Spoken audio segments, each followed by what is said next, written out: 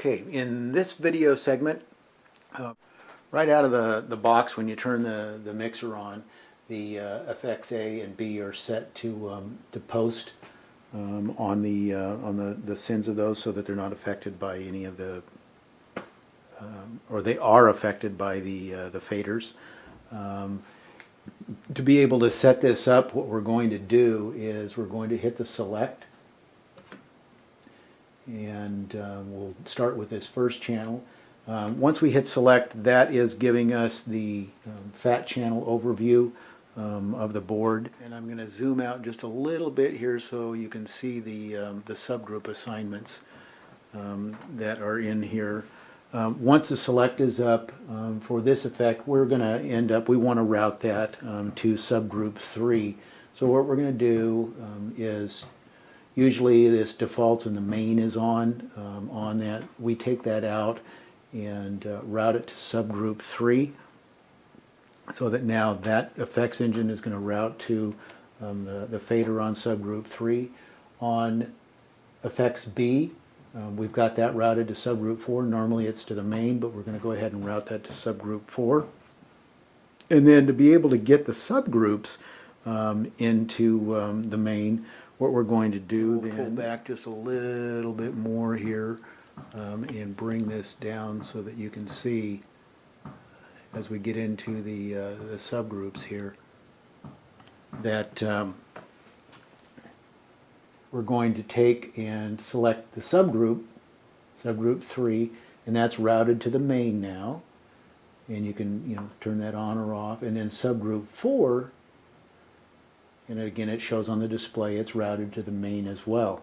So what we're doing is taking the iPod input off of channels 1 and 2 and routing them to those effects engines. So if we hit the mix control here, I don't know if you can see, yeah, it showed up that it's going, we've got our iPod on channels 1 and 2 going into the mix, and you can see that by this indication here with this LEDs all the way up. Same thing for effects engine B, that it's fully dialed in, and then we've got our pots set, gain control set about halfway up on those.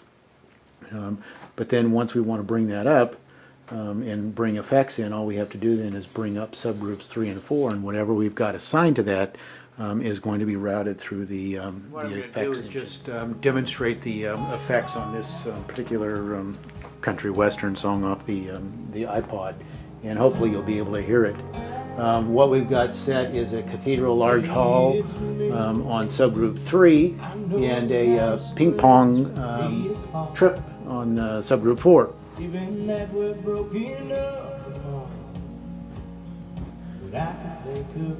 And you can see where it's registered in now on the subgroup. I woke up with a picture of you smiling in my head.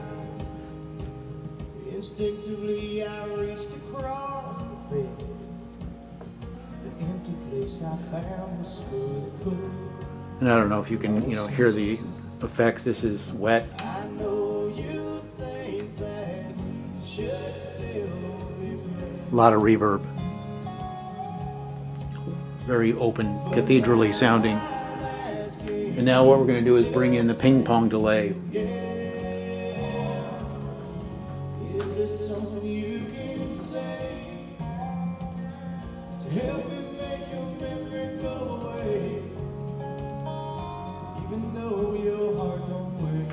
There's dry.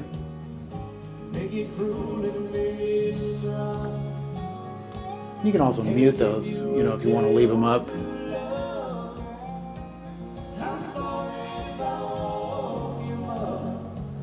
Now they're both up.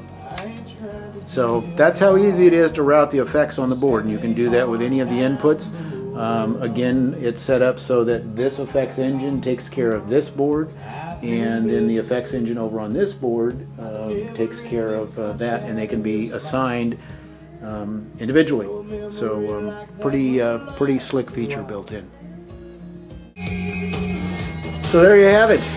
Just a little bit of an overview. We're going to be trying to do some more little, few-minute videos on the board, but we are very happy with the operation of it, and looking forward to using it for many years in the field, and hope the reliability is there as well.